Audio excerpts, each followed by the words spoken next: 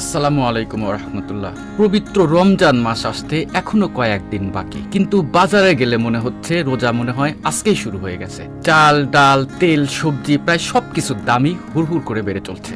প্রশ্ন হচ্ছে, এটা কি বাজারের স্বাভাবিক নিয়ম, নাকি একই চক্র বারবার ঘুরে ফিরে আসছে? আজকে এই ভিডিওতে আমরা শুনবো সাধারণ মানুষের বাস্তব অভিজ্ঞতা, তাদের প্রত্যাশা, এবং দেখব সমস্যাটি আসলে মূলত কোথায়।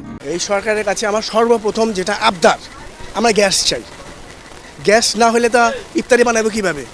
আমাদের গ্যাসের খুব দরকার। এই সরকারের কাছে আমার বিনীত অনুরোধ, আমাদের গ্যাসটা দেন।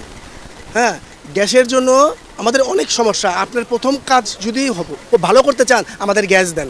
বউ বেটিরা রাইতে 3টা বাজে ওইটা ভূতের মতো উঠা পাক করে। আমার না খাইতে খাইতে কাঠি হয়ে গেছি, গ্যাস নাই। আপনারা গ্যাস বোতল ভৈরা আপনারা ব্যস্ত আছেন। আমরা প্রতি মাসে মাসে বিল দিয়ে যেতেছি, আমরা গ্যাস পাবো না কেন? আমরা প্রতি মাসে মাসে তো গ্যাস বিল দিয়ে যেতেছি, আমরা গ্যাস পাবো না কেন রে ভাই? আমরা আপনাদের কাছে তারিখ যে আমরা প্রথম আবদার, আপনি আমাদের গ্যাস দেন। আপনার দ্বিতীয় হইতেছে কি, আপনার বাজারের মনিটরিং।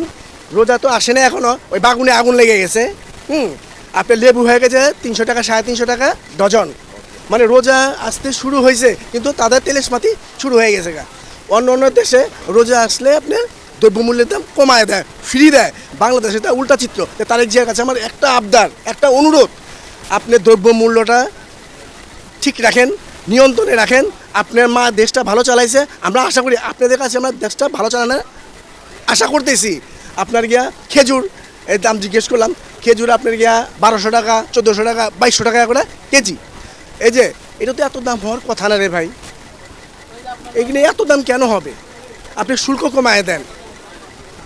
আপনাদের কাছে আমরা তারিখ জিয়ার কাছে আপনি আসছেন, আপনি দেখেন, শুনেন, বুঝে একটা ডিসিশন নেন যে বাঙালি কি চায়।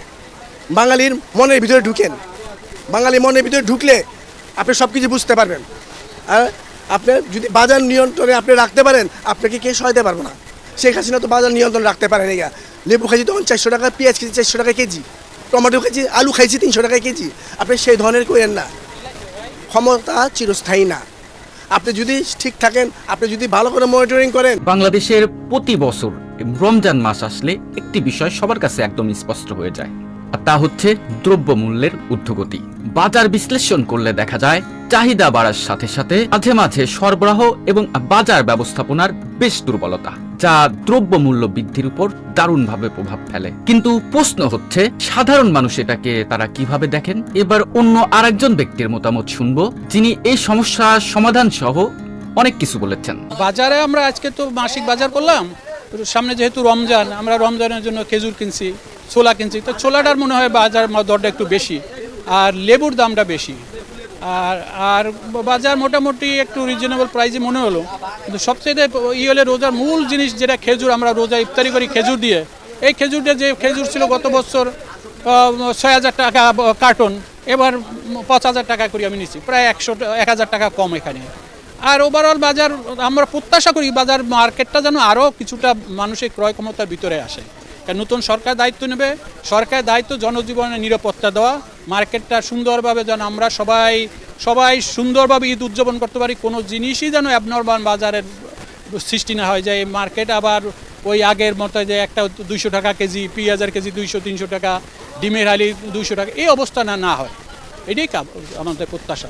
এখানে আমরা দেখতে পাই, দ্রব্যমূল্য আসলে অর্থনৈতিক কোনো বিষয় নয়, এটি মূলত রাজনৈতিক এবং প্রশাসনিক আস্থার বিষয় হয়ে দাঁড়িয়েছে।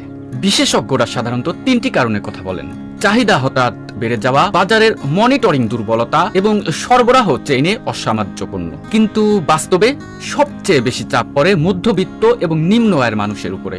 মানুষের প্রত্যাশা কিন্তু খুব একটা জটিল কিছু নয়। বাজার মনিটরিং জোরদার, সিন্ডিকেট নিয়ন্ত্রণ, স্বল্প আয়ের মানুষের জন্য সহায়তা। কারণ এই পবিত্র রমজান শুধুমাত্র ধর্মীয় বিষয় নয়, এটা কিন্তু সামাজিক সংবেদনশীলতার একটি বিষয়। প্রতি বছর একই প্রশ্ন ঘুরে ফিরে আসে, রোজা এলে কেন বাজার অস্থির হয়ে যায়? সমাধানটা হয়তো একদিনে সম্ভব নয়, কিন্তু মানুষের কণ্ঠস্বর পরিবর্তনের প্রথম ধাপ। আপনার কি মনে হয়, বাজারের দ্রব্যমূল্য নিয়ন্ত্রণ করার জন্য সবচেয়ে সুন্দর পদক্ষেপটা কি? কমেন্টে আপনার মতামত লিখুন। ভালো থাকবেন, দেখা হবে আরো সুন্দর একটি ভিডিওতে। আল্লাহ হাফেজ।